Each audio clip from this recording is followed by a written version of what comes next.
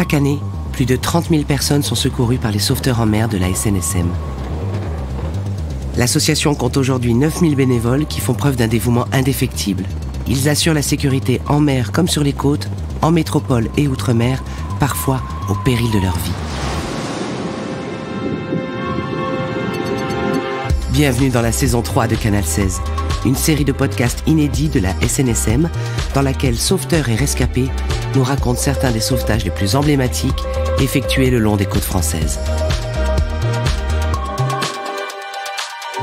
Dans cet épisode, Olivier est éjecté en pleine mer de son trimaran, puis emporté par le courant jusqu'à un champ d'éoliennes, tandis que son bateau continue de filer sous le vent.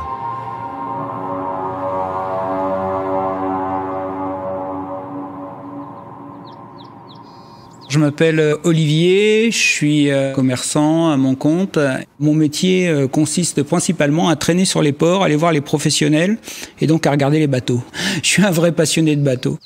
J'ai toujours fait de la voile depuis 12 ans, école de voile, optimiste. Après, j'ai fait le championnat de France en hobby cat. Après, j'ai fait de la régate hauturière. Début 2022, j'ai envie d'acheter un multicoque et je regarde comme ça les annonces pour trouver une bonne affaire. Je rachète des bateaux qui sont plus ou moins abandonnés, mais qui ont un bon potentiel. Et donc, j'ai trouvé une affaire en Bretagne, dans un petit port sur la Vilaine. Et je décide d'acheter ce bateau et d'entreprendre les travaux pour le remettre en état. Le bateau fait 9,40 m de long et 8,40 m de large. Un trimaran, en fait, c'est principalement une coque centrale et puis il prend appui sur 2 flotteurs extérieurs. Le bateau est tout le temps en bascule entre sa coque centrale et le flotteur sous le vent, et donc on a un flotteur au vent. Il est beaucoup plus léger qu'un monocoque et c'est pour ça qu'il va beaucoup plus vite. Début août, le bateau est prêt à naviguer, les travaux sont finis. L'idée, c'est de le ramener à son futur port d'attache qui sera à Foura, entre l'île d'Aix et l'île de Léron. La météo annoncée est très bonne et ma navigation fait à peu près 120 nautiques, ce qui fait à peu près 240 km. Je suis content, je suis fier de faire cette traversée tout seul. Pour moi, c'est un objectif facile à faire puisque la météo est bonne, dans le bon sens. Toutes les conditions sont réunies pour que ça se passe bien. Donc, je suis parti le matin aux alentours de 9h30, 10h. Je sors de l'embouchure de la Vilaine. Je hisse les voiles pour la première fois. Et là, il y a un petit vent qui se lève et puis le bateau marche doucement à 5-6 nœuds. Et je me dirige tranquillement vers le large. Plus tard, à 13h30, le vent s'est levé. Le bateau marche à peu près à 15 nœuds, 30 km/h. Pour moi, c'est super agréable. C'est une découverte de voir ce bateau qui est, ma foi, assez rapide. Je suis super content. C'est un peu impressionnant aussi, mais il y a un pilote automatique, le bateau est stable sous pilote et ça marche bien. Dans des conditions de 10-15 nœuds de vent, je mets rarement mon gilet de sauvetage. Mais ce jour-là, peut-être que j'étais impressionné par la vitesse de ce bateau et je sais pas, j'étais tout seul, donc j'ai trouvé prudent de mettre mon gilet. Vers 13h30, le vent est monté à 20 nœuds, il y a un clapot de 50-60 cm à peu près. Le vent est 3/4 arrière, donc ça glisse sur les vagues, mais ça bouge un peu. Je suis sous pilote, je regarde mon bateau naviguer et je vois que j'ai un foil, c'est une dérive qui est sur le flotteur au vent, qui est en position médium. Et je me dis, tiens, ça c'est pas normal, c'est le flotteur au vent, elle devrait être haute. Donc je décide d'aller sur le flotteur pour relever ce foil. Comme ça bouge un petit peu quand même, je prends des précautions. Je m'assois à cheval sur le bras qui relie le flotteur à la coque centrale et les 2 pieds posés sur le flotteur. Donc je suis dans une position qui est vraiment stable, je ne suis pas du tout en déséquilibre. J'ai même un centre de gravité assez bas parce que je suis assis et j'ai un boot dans la main qui sert à relever le foil. J'essaye de tirer un peu sur le foil pour le mettre dans sa position haute. Et à un moment donné, le flotteur se repose sur l'eau. Peut-être par mon poids et peut-être une baisse de vent. Instantanément, le vent reprend, le bateau rebascule sur le flotteur sous le vent et là, il y a un phénomène de bascule, de catapulte. Et quand le flotteur sous le vent touche le plan d'eau, le flotteur au vent qui est en train de se relever sur lequel je suis s'arrête net. Et moi, mon corps, avec l'inertie, je suis projeté en l'air. Je fais un bond à ce moment-là de 30 ou 40 cm et je retombe le dos sur le bras du flotteur. Je bascule vers l'avant et je tombe dans l'eau. J'ai toujours le bout dans la main, je le serre et je suis tracté par le bateau. Tracté dans l'eau à 10 nœuds, c'est énorme, quoi. Je suis le long du flotteur intérieur, sous le bras en fait. Je me dis, il faut que j'essaye de remonter sur le bateau. Pour passer la jambe sur le flotteur, c'est impossible. Déjà parce que le bateau, il est basculé sur le flotteur sous le vent. Et donc ce flotteur-là, il se retrouve juste à la surface et c'est carrément impossible de remonter dessus. Je lutte pendant peut-être 2-3 minutes, ça passe très vite et j'ai bu 2-3 bonnes tasses et je comprends rapidement qu'il faut que je lâche le bout parce que sinon je ne vais pas m'en sortir. Je décide de lâcher le bout et là je m'aperçois que mon gilet s'est gonflé, donc je flotte et je vois mon bateau qui s'éloigne très rapidement. En fait ça va très vite, il rétrécit à vue d'œil et très rapidement au bout de 2-3 minutes je ne vois plus mon bateau. Je suis dans l'eau, je suis très essoufflé et je mets bien 5 bonnes minutes à me remettre de ce choc en fait et à comprendre que je suis au milieu de rien. Donc je fais le point sur la situation, je suis dans l'eau, j'ai un gilet de sauvetage qui s'est gonflé, c'est un gilet standard. Moi je pèse 90 kg et je m'aperçois que la flottabilité dans ce clapot-là, elle n'est pas extraordinaire pour mon gabarit. Et surtout, le gilet n'était pas ajusté à ma taille. Quand on porte le gilet, on aime bien qu'il soit un peu ample pour avoir une liberté de mouvement et tout ça. Mais je vous garantis que quand vous tombez à l'eau et que le gilet il n'est pas ajusté, en fait ça fonctionne très mal. Je suis allongé sur le dos dans l'eau, j'ai les flotteurs sur la poitrine qui remonte à la surface mais qui ne tire pas mon corps vers le haut parce que cette sangle elle est trop lâche et donc je suis obligé de mettre les mains sur les flotteurs, de plaquer les flotteurs à mon buste pour pouvoir flotter correctement. Et une fois qu'on est dans l'eau, choqué, tout ça, j'essaye de régler cette sangle mais j'y arrive pas. Je vois la côte du Croisic qui est en face de moi mais qui est loin. Le vent vient plus ou moins du Croisic, il vient de la terre, il me pousse vers le large. Donc aucune possibilité de nager vers le Croisic. Et quand je me retourne, sous le vent, je vois le grand parc éolien du Croisic qui représente une très très grande surface. Il y a à peu près 50 ou 70 éoliennes qui sont implantées en mer. Moi je suis tombé exactement à mi-distance entre le Croisic et ce champ éolien. Psychologiquement, c'est assez difficile parce qu'au début, on se dit bon, on va s'en sortir. Mais là, on est vraiment au milieu de rien. Quand on n'est pas près de la côte, il n'y a pas de bateau autour de moi. Et très rapidement, je me dis, j'ai une chance sur 2 de m'en sortir. Soit je vais être trouvé par un bateau, soit je vais peut-être réussir à gagner une éolienne. Comme le vent me pousse dans cette direction et que de toute façon, je ne peux pas nager contre le vent, je décide de me laisser porter plus ou moins dans la direction des éoliennes. Et il y en a tellement que je me dis, je vais bien passer à côté d'une et peut-être en attraper une et pouvoir me sortir de l'eau.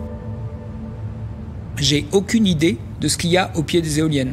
Je me dis que par chance, il y aura peut-être une échelle au pied de chaque éolienne, je ne sais pas si c'est le cas. Si j'arrive à une paroi en béton avec des huîtres et des moules, ça va pas m'aider beaucoup, je pourrais pas me sauver de là, mais de toute façon, c'est la seule destination que je vois possible, donc je décide de pédaler doucement sur le dos pour en tous les cas me diriger dans cette direction-là.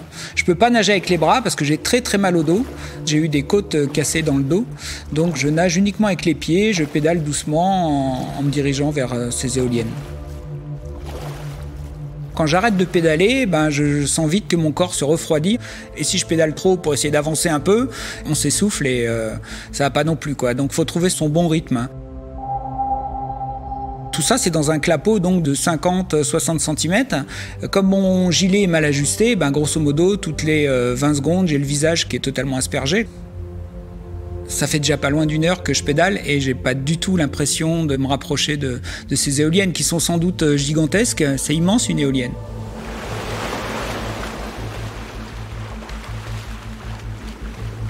À un moment donné, j'entends un bruit de moteur. Les bruits de moteur s'entendent très très bien quand on est tout seul sur l'eau isolée.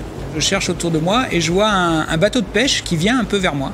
Je me dis, tiens, il vient dans ma direction avec un peu de chance, peut-être qu'il va passer pas trop loin. Il s'approche et effectivement, sa route fait qu'il va passer à peu près entre 150 et 200 mètres de moi. Et au moment où il est le plus près de moi, j'essaye de me dresser bien à la verticale, je fais des signes avec un bras, et j'ai mon gilet qui est fluo et tout ça, j'ai quand même espoir qu'il me voie. Et en fait, non. Il passe, il y a le bruit du moteur, il est en pêche, le bateau trace et puis il passe à côté de moi, il ne me voit pas, absolument pas. Donc ça fait 1 heure déjà que je suis dans l'eau, je suis bien fatigué, je commence à me refroidir. Et surtout, je comprends que même si un bateau passe à proximité, c'est vraiment pas gagné. Alors durant ce temps-là, l'esprit travaille et je me fais des scénarios. Je me demande comment je vais bien pouvoir me tirer de cette affaire et si je vais m'en sortir. Et plus le temps passe, plus j'ai l'impression que je vais peut-être pas m'en sortir. Mon bateau qui file sous pilote automatique, s'il continue sa route, en fait, il va passer devant Noirmoutier, il va passer entre l'Île-Dieu et le continent, et la prochaine côte qu'il va rencontrer, c'est Oléron dans une vingtaine d'heures. Ça va être long, 20 heures. Je me dis, si le pilote se dérègle, le bateau va s'échouer, effectivement, ça pourra donner l'alerte et peut-être déclencher des secours. Tout ça, quoi qu'il arrive, ça va prendre du temps. Une autre source que j'ai, c'est que j'ai posté sur mon groupe WhatsApp, là, à mes amis.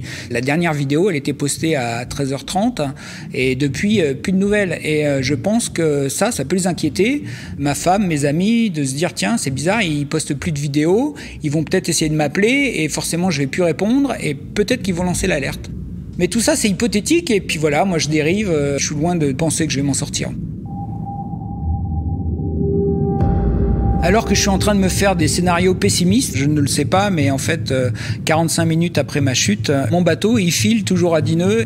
Il va droit sur un gros bateau qui est au mouillage. Le bateau s'appelle la Couronnée. C'est un bateau en acier qui fait 40 mètres et qui fait 200 tonnes. Et donc, comme c'est un gros bateau, il y a un officier à la passerelle qui fait la veille. Et donc, il voit ce voilier qui arrive droit vers eux. Ils se disent, tiens, c'est bizarre, le gars vient droit vers nous.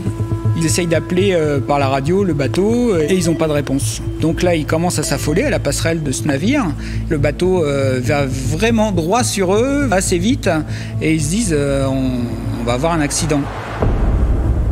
Donc ils décident de démarrer les moteurs et de bouger leur navire pour laisser le passage au trimaran qui arrive. Mais cette manœuvre, elle est longue, c'est un gros navire, ils sont au mouillage, le bateau arrive vite sur eux et ils ont à peine démarré les moteurs que le trimaran vient impacter ce bateau et ça fait un gros choc pour le trimaran.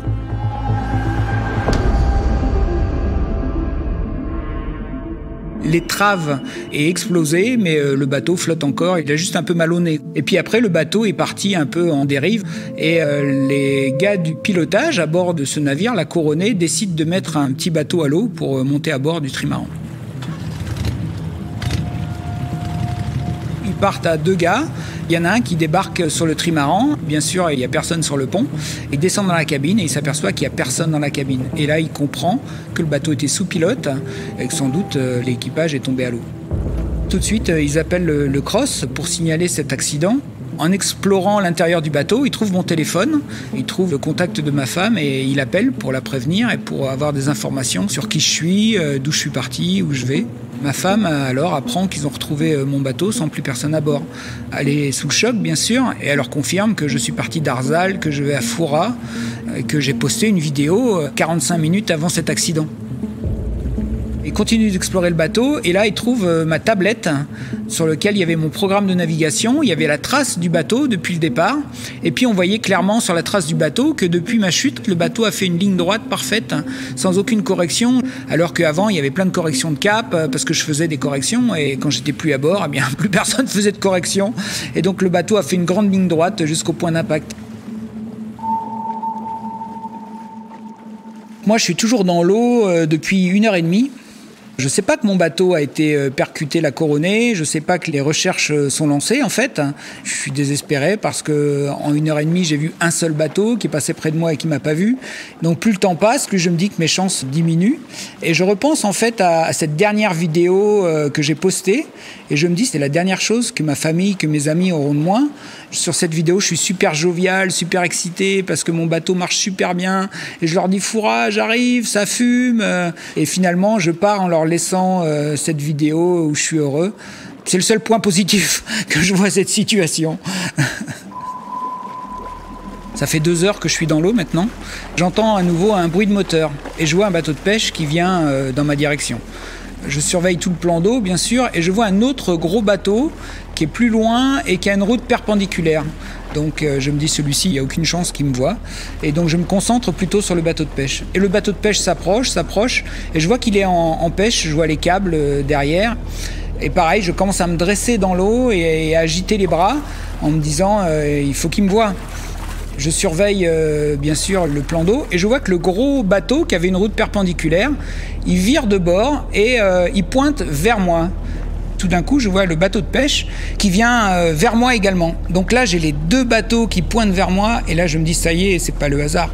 J'ai compris à ce moment-là que c'était la fin de mon cauchemar.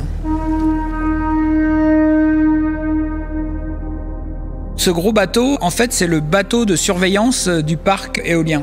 Et le CROSS a trouvé 4 bateaux pour lancer les recherches, dont ce bateau-là qui a été mobilisé. Comme c'est un gros navire et que pour eux, c'était un vrai handicap d'aller me repêcher, ils ont contacté par radio le bateau de pêche qui venait sur moi et ils ont demandé au bateau de pêche de ralentir et de me repêcher. Le bateau de pêche s'approche, il a des pare-battages, c'est un bateau qui fait une dizaine de mètres et il s'appelle la Revanche. Il ne peut pas venir trop sur moi, donc il s'arrête près de moi et il me lance un grand boot. J'attrape le boot et là il me tracte jusqu'à son bordé. Moi j'ai très mal au dos, j'ai mal au bras, j'ai en fait une plaie sur le front. C'est impossible de monter à bord de son bateau. Le patron pêcheur, tout seul à bord de son bateau, il est assez costaud et il se penche, il arrive à m'attraper un bras et hop, il me hisse et en 2 secondes, je me suis retrouvé sur le pont du bateau de pêche. Là, il est rentré en communication avec la SNSM, avec le CROSS. Il lui donne des conseils, ils lui disent d'enlever mon gilet, d'enlever ma veste et d'essayer de me réchauffer. C'est ce qu'il fait, il enlève mon gilet, ma veste. Il avait des draps à bord, donc il m'enveloppe dans un drap. Et moi, j'étais conscient, j'avais très très froid, je grelottais, mais j'étais conscient, j'étais content. La vedette SNSM le contacte et lui dit qu'ils vont venir à son bord pour me récupérer, pour que je puisse être rapatrié et que le bateau de pêche puisse continuer sa pêche. Quelques minutes après, la vedette de la SNSM arrive, se met à couple du bateau de pêche. Avec grand soin, il me transfère d'un bateau à l'autre. Ils me mettent dans un grand fauteuil dans la cabine de la SNSM, me mettent une couverture de survie. Ils m'annoncent que l'hélicoptère va venir me chercher. Les gens de la SNSM sont vraiment sympas avec moi, ils me réchauffent et ils m'expliquent que j'ai beaucoup de chance parce qu'eux, ils ont l'habitude de rechercher des gens qui sont en mer parce que le bateau a coulé ou parce qu'il y a une détresse. Un gars tout seul avec un gilet de sauvetage comme ça dans le clapot qu'il y avait, c'est très très rare qu'ils les retrouvent. Donc l'hélicoptère arrive, un plongeur sauveteur débarque par hélitreuillage sur la vedette. L'hélicoptère envoie par hélitreuillage une civière qui vient se poser sur le pont de la vedette SNSM. Et là, le plongeur sauveteur m'installe dans la civière et je me suis envolé du pont de la vedette SNSM et après j'ai été hissé à l'intérieur de l'hélicoptère. Rapidement, on arrive à l'hôpital de Saint-Nazaire où je suis débarqué et j'arrive aux urgences.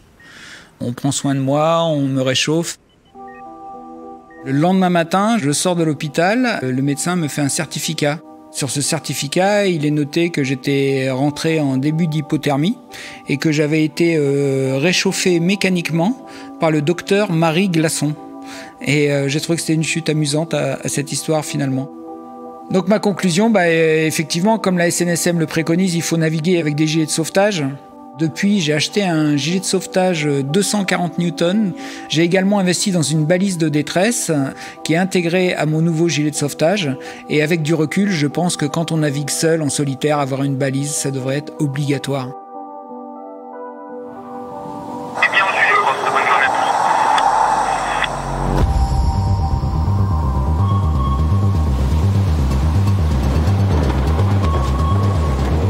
Le sauvetage de la vie humaine en mer et sur les côtes est gratuit.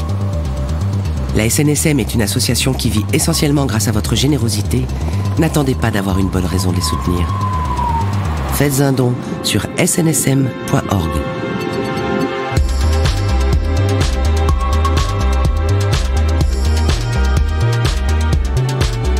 C'était le premier épisode de la saison 3 de Canal 16, une histoire de la SNSM racontée au micro de Jeanne-Marie Desnos, avec la voix de Rebecca Finet, réalisée par Nicolas Mollet, mixée par Ben Oriel et produit par l'Acme Productions.